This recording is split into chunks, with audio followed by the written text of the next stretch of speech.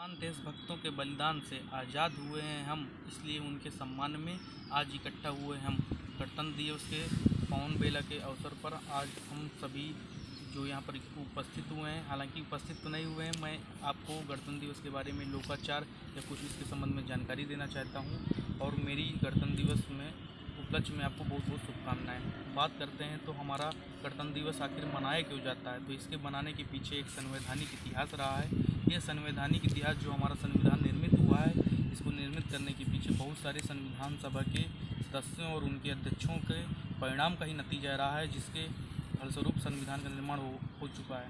संविधान के निर्माण में आप सभी बात लोग जानते होंगे कि इसका निर्माण कैसे हुआ, कैसे गठन हुआ, कौन से सदस्य हुए, लेकिन सबसे मुख्य बातें ये हैं इस संविधान में कि आखिर उन संविधान में हमारे लोगों के जो आर्थिक हैं, दबे कुचले लोग हैं, महिलाओं के सम्मान की बातें, उनके लिए बातें की गई, कौन कौन सी की गई हैं। तो हमारा संविधान का प्रस्तावना ही बता देता है कि हमारे जो सामाजिक आर्थिक लोग हैं उनके न्याय दिलाना है, अवसर की समानता प्रतिष्ठा दिलवाना है। तो उसकी प्रस्तावना ही हमको इंगित कर देता है कि आखिर भविष्य में हमारा संविधान लोगों को क्या प्रेरित करना चाहता है, उनके उत्थान के लिए सरकार को दिशा निर्देश किस प्रकार दिया जाता है। बात अगर आज़ादी की बात से चलें तो देखें हमारी देश के समक्ष उस तत्कालीन समय में बहुत सारी चुनौतियाँ थीं, जैसे भूखमरी, कुपोषण एवं हमारा औद्योगिक विकास भी बिल्कुल रुक गया था। हस्तकरघा जो किसानों की मुख्य समस्याएं थी, क्योंकि उनका सारा जो कुटीर उद्योग थे सारे नष्ट हो चुके थे। तो प्रथम पंचवर्षीय योजनाएं एवं योजना आयोग के माध्यम से तत्कालीन सरकार ने काफ़ी सहयोगपूर्ण काम किए। हालांकि इस देश के 70 सालों के आदि जो 74वां हम गणतंत्र दिवस मना रहे हैं, इसके विकास में हमारा जो विकास तो हुआ, लेकिन अभी बहुत सारी ऐसी चीज़ें चुनौतियाँ विद्यमान हैं हमारे समक्ष, जिसको हम ही को सामना करना है और हम ही को सामना करते हुए ही हमको इसका उपाय करना है। तो अगर बात करें तो स्वतंत्रता के पश्चात तो बहुत सारे, जैसे सार्वजनिक वितरण प्रणाली हो, बहुत सारे डैम बनाने का निर्माण हो, स्वास्थ्य शिक्षा में बहुत सारे मेडिकल एम्स, IIT शिक्षा के क्षेत्र में बनाना हो, लेकिन अभी आप देख सकते हैं कि बहुत सारे विश्व की रिपोर्टें आ रही हैं, उसमें हमारा जो संस्था है टॉप 100 में भी नहीं पहुंच रहा है। एक समय जहां तक्षशिला और नालंदा जैसे जो हमारे शिक्षण संस्थान थे विश्व के गौरवान्वित कर रहे थे, लेकिन आज हम देखें टॉप 100 में भी नहीं आ पा रहा है। इसका मुख्य कारण है कि हमारे शिक्षा पद्धति में कहीं ना कहीं कुछ कमी है, इसको सुधार हम ही करना पड़ेगा।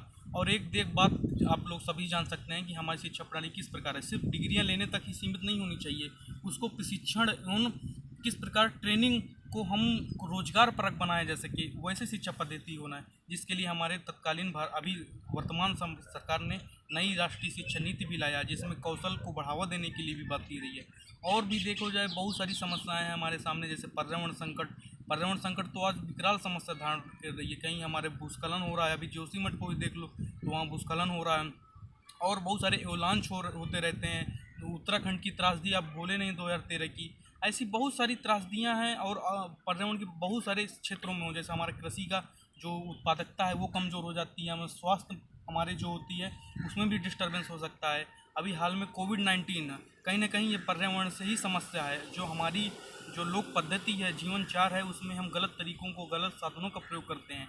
तो मेरा कहने का सिर्फ इतना तात्पर्य है कि देश के विकास तो इतने अनवरत चलता रहा है और आगे भी भविष्य में चलता रहेगा, लेकिन हमको ये जानना होगा हम इसमें अपने देश में इस योगदान विकास में किस प्रकार योगदान कर सकते हैं। तो हमारा युवा आज वर्तमान में सबसे बड़ा विश्व में युवा कौशल का देश है, युवा लोगों का देश है। अगर हम इन युवाओं का सही तरीके से कौशल का उपयोग कर सकें तो वास्तव में हमारा देश, जो हमारे प्राचीन संविधान सभा के जो सदस्य थे, जिन्होंने संविधान निर्माणकर्ता किया है, जो राजेंद्र प्रसाद बाबा जी अम्बेडकर जी, तो उनके जो उन्होंने सोचा था उसको हम लोग ही कार्य करते हुए सिंचित कर सकते हैं, तभी हमारे पास जो उत्पादकता है वो हो सकती है। तो मेरा आपसे विनम्र निवेदन यही है कि जिन जिन लोगों के पास ये वीडियो पहुंच जा रही है, तो आज हमको एक प्रण लेना है।